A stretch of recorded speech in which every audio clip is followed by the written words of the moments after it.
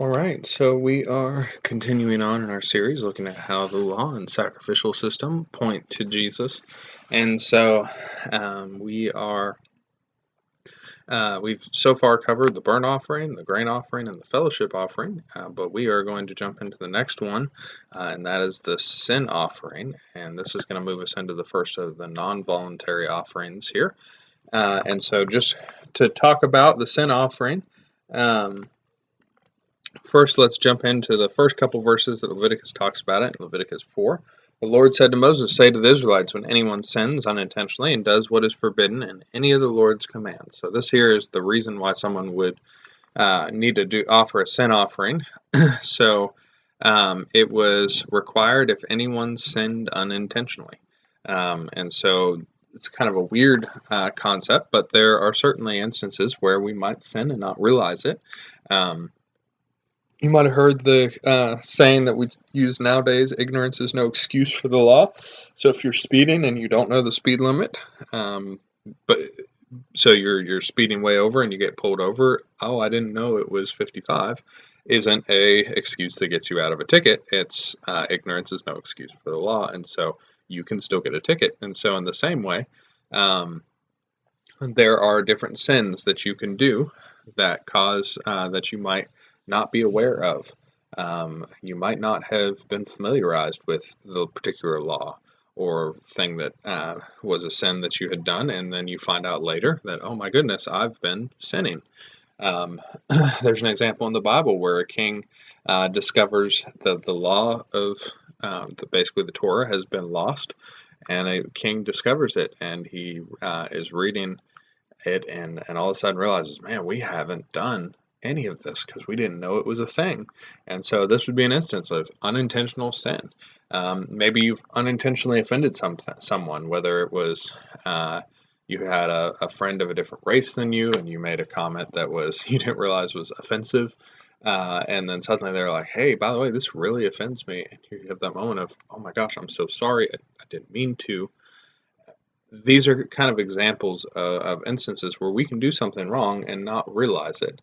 And so the sin offering is specifically covering these unintentional sins, or these sins where you just simply didn't know better at the time, and so then, but you still sinned. And so there were different processes that you would do depending on who had actually sinned. And so the different processes depended, and are listed out here in the following verses. So for the high priest, if the high priest had sinned, then there was a certain process that the high priest had to follow. If the whole community had sinned, if there was like a whole community, in the case like where the law was found by this king and everybody had been disobeying it, that would be a totally different process. And then if there was a leader, the leader had sinned, and like a king or somebody, that would be a different process. Or if just you or I, somebody who was not a leader, someone who was a everyday person, then that was a different process as well. And so these really can be split into two groups here, because the processes for high priest and the whole community are very similar as the processes for a leader or an individual. And the main reason for this being that if the high priest is in sin and realizes that he's been in sin, then he has been unholy and thus offering all the sacrifices for all the people in an unholy way, which means that the community has ended up in an unintentional form of sin.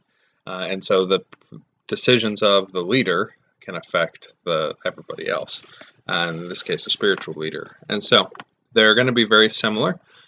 So we're going to read this, the high priest one here, starting in verse 3.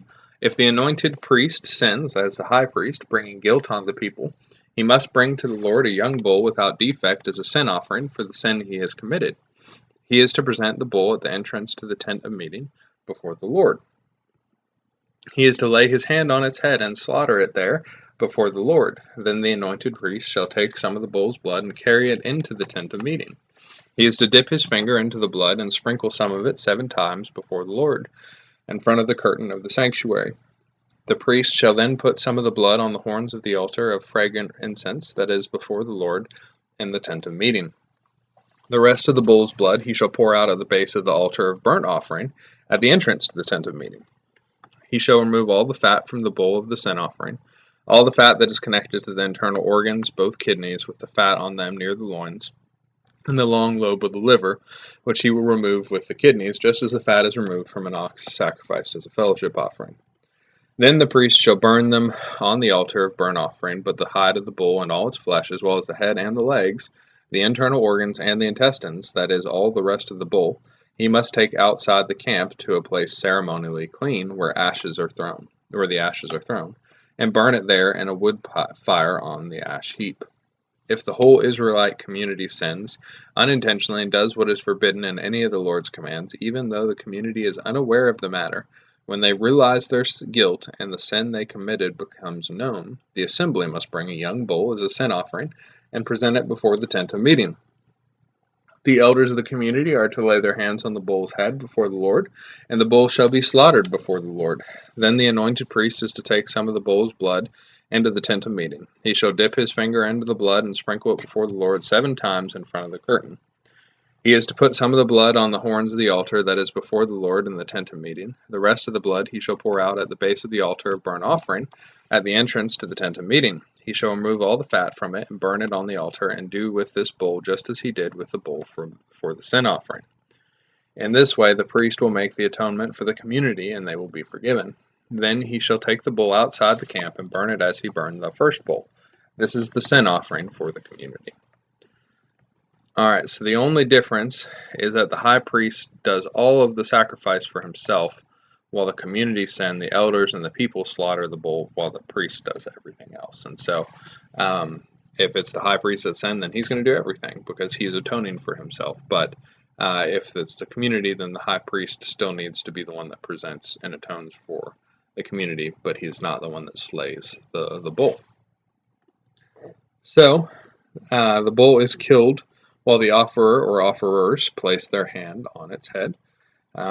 Just as we've seen in past sacrifices, if you've heard the other lessons, you'll recall that this is symbolic of placing the sin onto the animal's head and the transferring of your sin into the animal, and so that the animal takes the punishment that you deserve for your sin. And so while you kill it, your hand has to be on its head, and it symbolically your sins are transferred to it as it takes your punishment.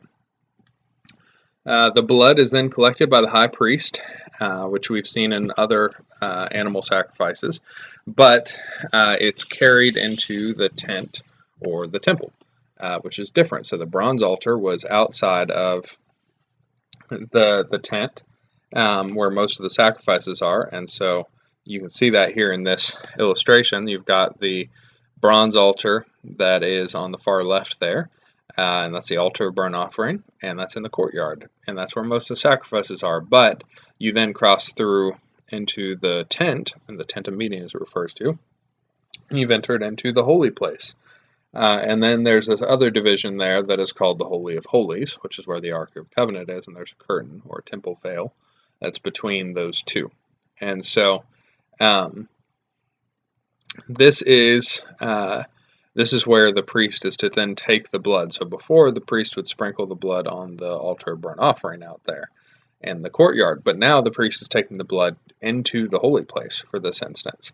And so it says that when he gets there, he's to dip his fingers into the blood and sprinkle it 7 times on the curtain that separates the Holy of Holies from the holy place.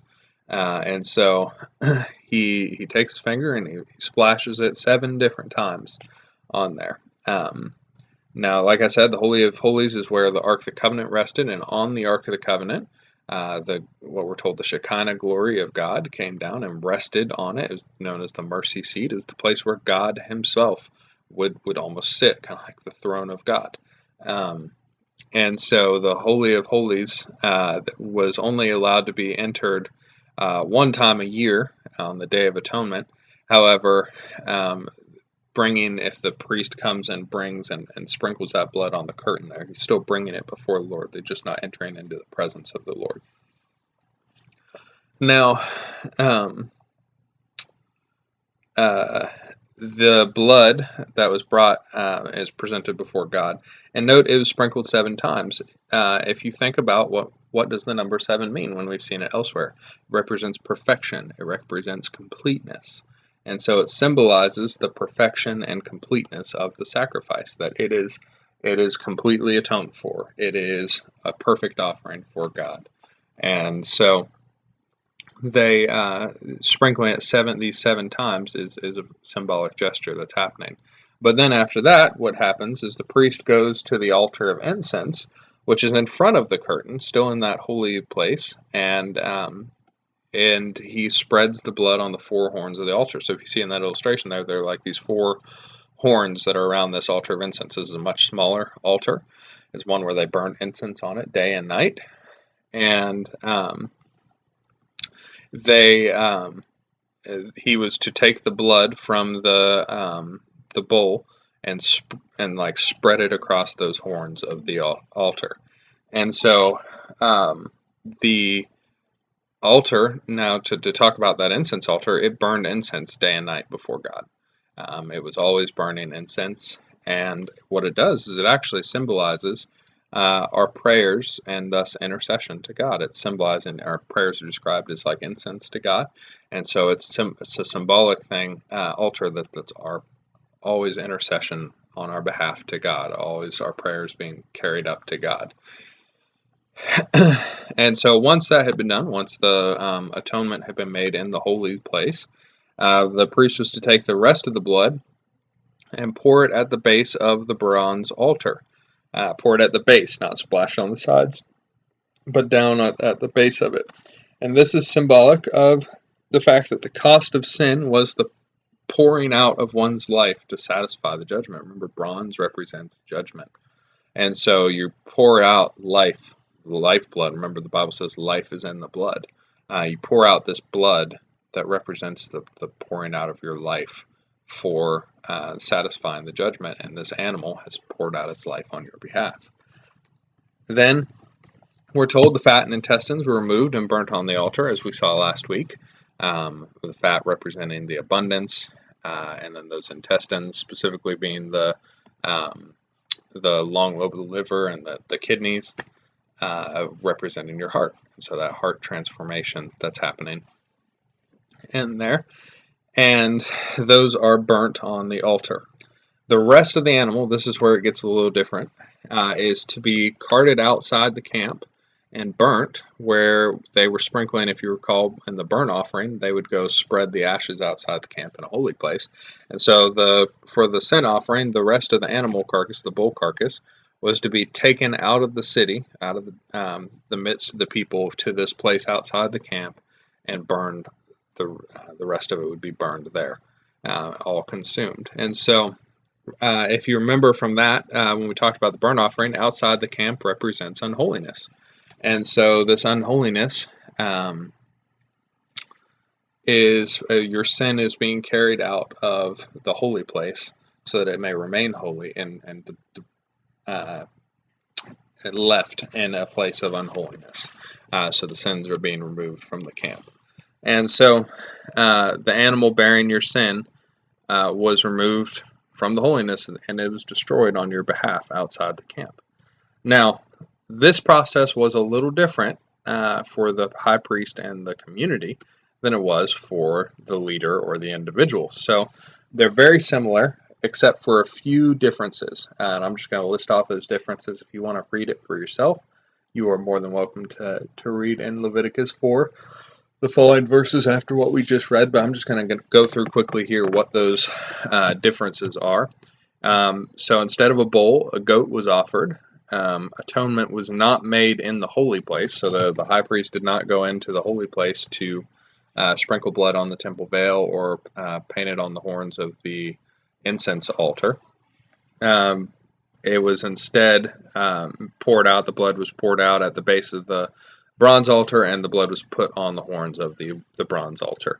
And then one other difference is instead of carrying the animal out of the camp, the animal was not burnt. It was instead eaten by the priest that presented the offer, that made the offering for the person. And so this was another way that we see of God providing for his priests, providing meat for them. And so one thing that should be noted also about this is that some concessions could be made.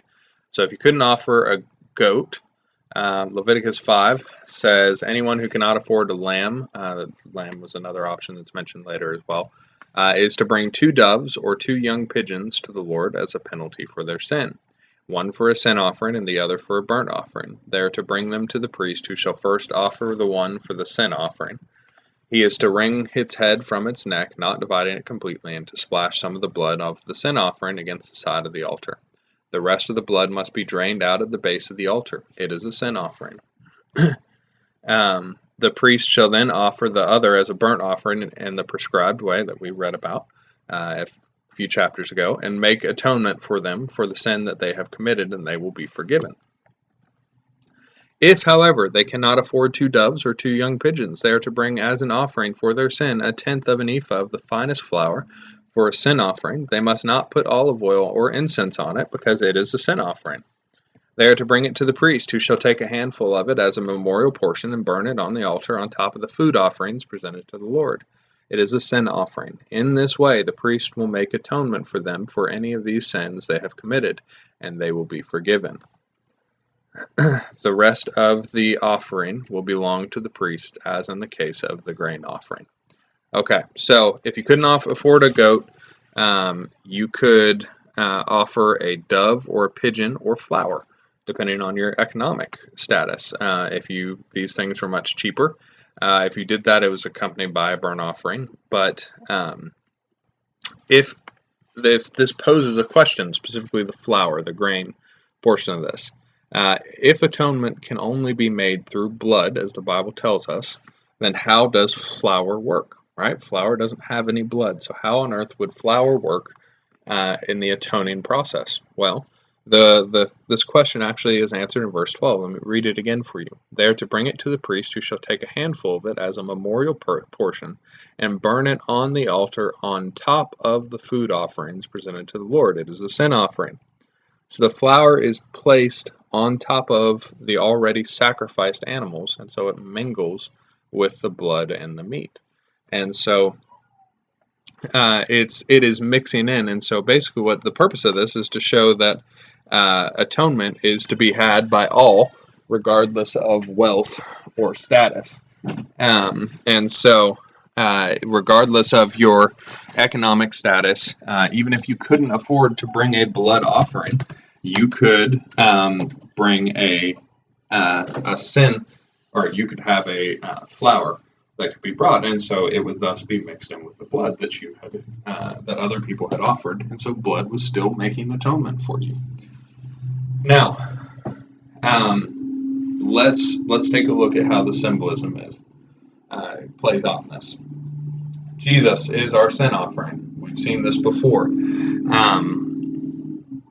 Remember how the process changed based on who it was for. So we've seen that Jesus plays out into all of these offerings, but if he's a sin offering, and the process is different for each depending on who was needing to have their sins atoned for, this leads to the question of who was Jesus' sacrifice for, because that will affect how we see Jesus' sin offering play out, and exactly what symbolism it was used for. So take a look at a verse that you all know well, John 3:16. For God so loved the world that he gave his one and only Son, that whoever believes in him shall not perish but have eternal life.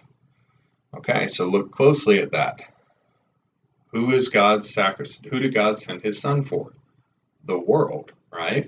And so which of these would fit best for that situation? If he sent his Son for the world, we have the high priest as one option, the community, the leaders, or an individual. The community process is really what fits best there, because the world is a community. And so we see Jesus symbolized in 3 different places in this situation, and it's going to follow the community order of things that were done. So we're going to see him in 3 different places. The first place that we see him is in the sacrificial animal. We've seen this symbolism before, Jesus being compared to a sacrificial animal. But remember, the sacrificial animal was to be killed by the leaders of the people. So if it was a community thing, then all the leaders must bring forward the sacrificial animal and place their heads on it together and then kill the animal. So how do we see this in Jesus' situation? Well, before his crucifixion, which is equivalent to his sacrifice, Jesus met with all of the Jewish leaders and rulers. We see him meet with Herod. We see him meet with Pilate. Caiaphas is involved as well, who's the high priest at the time. And so all of these leaders, these important people in the Jewish community, even if they're not all Jewish themselves, in the case of Pilate, um, all of them are um, are Jesus meets all of them, and it is by them that they, by these leaders, that they together kind of give Jesus the punishment of death. And so they are the ones who lead to Jesus being killed on the cross. And so, so Jesus plays the sacrificial animal in the sin offering, that if he is offering his life for the community, then the leaders must be the ones who kill him. And so here it is, he's being offered as a sacrifice by the leaders, unintentionally, but that's what's happening here. Second place that we see Jesus appear is in the high priest.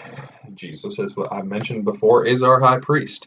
I won't read you all the verses, but Hebrews talks a whole lot about this, that Jesus, we have such a great high priest through Jesus. And so it is the high priest that presents the blood before God, right? And he goes into that holy place and he presents it 7 times. He sprinkles it 7 times, and that symbolizes the completion. Jesus died once, and it was considered complete. And so we can see this Romans 6:10, the death he died to sin once for all, but the life he lives to God. So this is symbolizing this 7 times sprinkled, symbolize that completeness and perfection of the sacrifice. Jesus comes, and he doesn't need to do 7 times. He completes it in the one time. And so this also then further symbolizes the perfection of Jesus' sacrifice. So that's where we see Jesus in the sacrificial animal. We see him in the high priest. Then we see him in the altar of incense.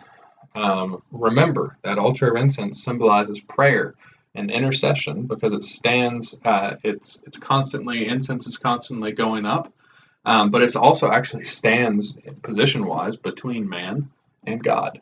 And so it is this intercessing piece of equipment, essentially, this intercessing altar that constantly sends our prayers up to God like incense.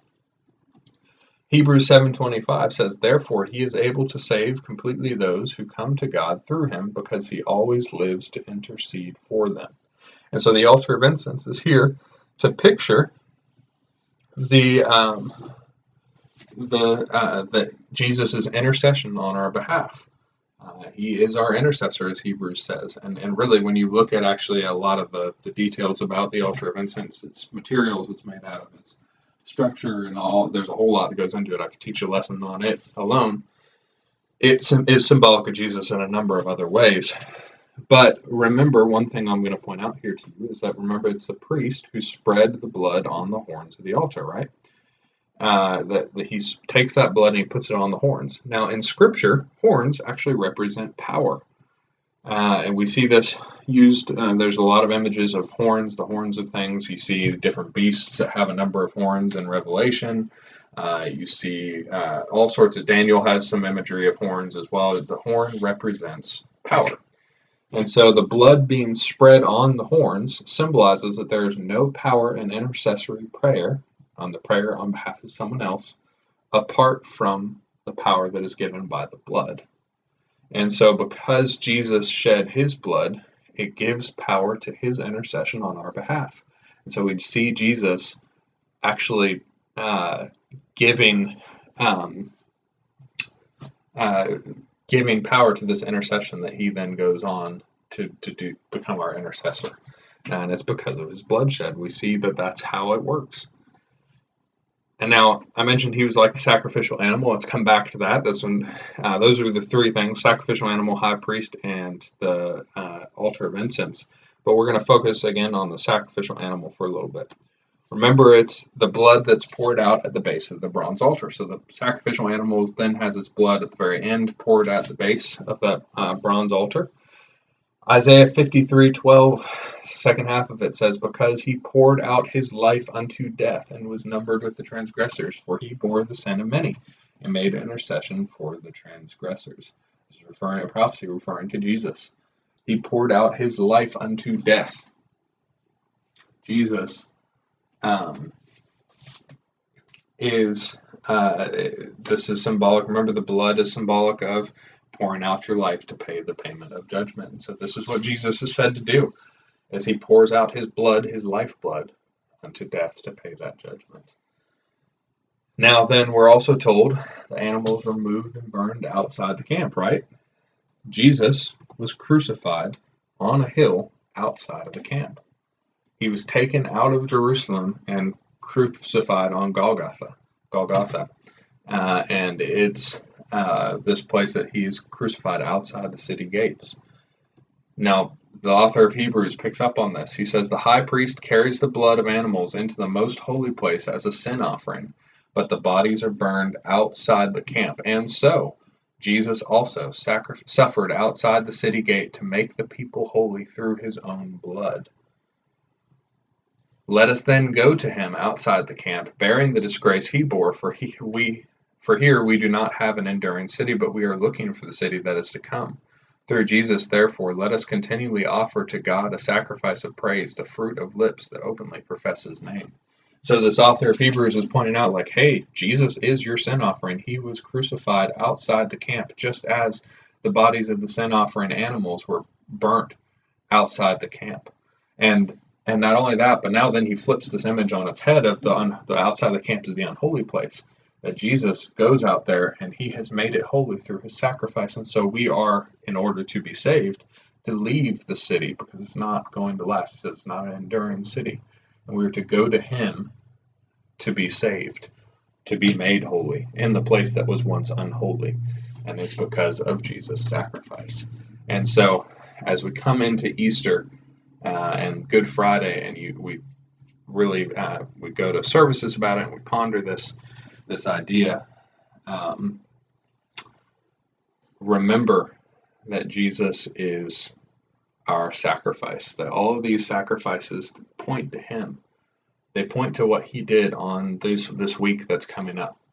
And he, as you read the stories, you hear the stories read to you in church, as you sing the hymns, ponder the weight of what Jesus did on the cross for you, because you can see in these last 4 sacrifices we've talked about that Jesus is fulfilling all of the law in these offerings and in his sacrifice on the cross, and that it is really a miraculous and incredible gift that he gives to us. So I leave you with that thought as we go into Easter here.